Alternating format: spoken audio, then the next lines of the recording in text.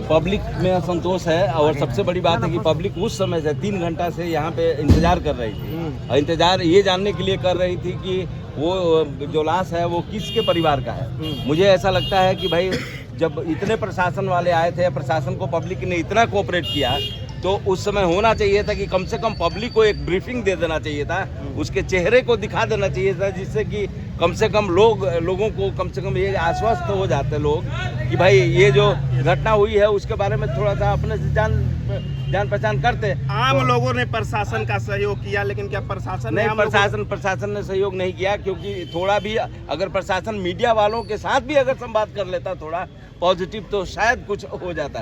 तो मुझे ऐसा लगता है कि इस तरह से जांच, चाहे इस तरह से ऑन द स्पॉट कार्यक्रम नहीं होता है। कोई भी घटना अगर होती है तो उसमें कम से कम आप पब्लिक को मान लीजिए कुछ नहीं कर सकते, कम से कम मीडिया वालों को तो थोड़ा सा तो आप सहयोग कर ही सकते हैं, क्योंकि मीडिया वाले सभी मीडिया कर्मी वहाँ पे थे। तो इसीलिए मुझे ऐसा लगता है कि मीडिया कर्मियों को सहयोग करना चाहिए था। रोहतास के पुलिस कप्तान रोशन कुमार से क्या कुछ कहना चाहिए? हमें लगता है कि भाई आप 1.5 घंटा के बाद अगर पूरा टीम आती है, चाहे 2 घंटा के बाद, उतना देर में जब एसपी हमारे बगल में ही रहते हैं तो उनको खुद ही इस तरह की घटनाएं हैं तो आ जाना चाहिए था या भेज देना चाहिए था। तो मुझे ऐसा लगता है कि त्वरित गति से कार्रवाई होनी चाहिए और पब्लिक को एटलीस्ट, पब्लिक जो है ना, पुलिस पब्लिक मैत्री की बात होती है और इतना पब्लिक कोऑपरेट किया। मान लीजिए कि पत्रकार भी, हमारे पत्रकार बंधु चारों तरफ से एक्टिव थे।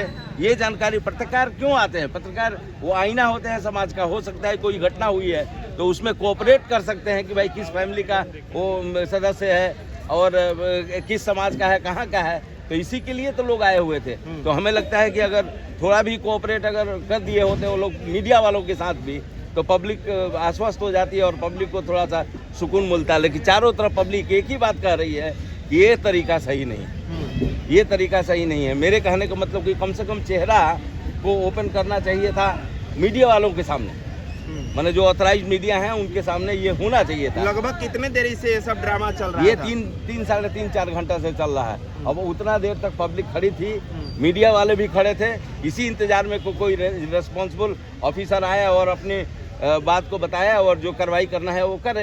यह पहली बार देखा जा रहा है कि बगैर बयान दिए हुए प्रशासन के अधिकारी या पुलिस पदाधिकारी वापस लौट गए, कुछ भी नहीं बताया। हाँ, मुझे ऐसा लगता है कि इस तरह से कार्रवाई नहीं होती है। कम से कम जिम्मेवार पुलिस प्रशासन जो है उसको तो कम से कम एक्शन लेना चाहिए था, उसको बोलना चाहिए था, कुछ मीडिया वालों से बात करना चाहिए था कि अगर उतना संवाद हो जाता तो पब्लिक में क्षोभ नहीं रहता। तो मुझे लगता है कि सारे तरफ पब्लिक यही कह रही है कि भाई ये हायरार्की है और ये इस तरह डिक्टेटरशिप में ठीक नहीं है, ये पब्लिक के लिए ये ठीक नहीं है। एक सनसनीखेज ब्रेकिंग न्यूज सामने आया कि एक ट्रॉली बैग में एक बॉडी मिला और उसके बाद जिला प्रशासन भी मौके पर पहुंची, तमाम मीडिया के लोग भी पहुंचे और इलाके के सैकड़ों लोग पहुंच गए। 2 से 3 घंटे तक ना जाने क्या यहाँ पर जांच होता रहा, ना तो कुछ मीडिया को जानकारी दी गई, ना तो कुछ स्थानीय लोगों को जानकारी दिया गया। 2 से 3 घंटे तक जिला प्रशासन और तमाम वरीय अधिकारी, ये भी लोगों को मालूम नहीं था कि एफएसएल की टीम इसमें कौन है, कौन से वरीय अधिकारी है, कुछ नहीं बताया गया। सिर्फ ये बताया गया कि जांच हो रहा है, सब्र रखिए, सब्र रखिए, सब्र रखिए। और सब्र रखते रखते 2 से 3 घंटा हो गया और जब अंत में सब जांच हो गया, बॉडी चला गया, तो मीडिया के जो बंधु खोजने लगे कि कौन अधिकारी बताएंगे कि क्या कुछ हुआ है, एक भी अधिकारी सामने नहीं आए। कहा यह गया कि निकल गए। आखिर कहाँ निकल गए? बिहार पुलिस, सवाल खड़े हो रहा है, इसका जिम्मेवार बिहार पुलिस भी कहीं। देखिए तमाम यहाँ पर लोग हैं, किसी को पता नहीं है कि क्या हुआ है, किसका बॉडी है, और तमाम मीडिया के लोग भी हैं। एक भी व्यक्ति यहाँ नहीं बता सकते हैं कि किसका बॉडी है। हालांकि लगातार यहाँ के लोग को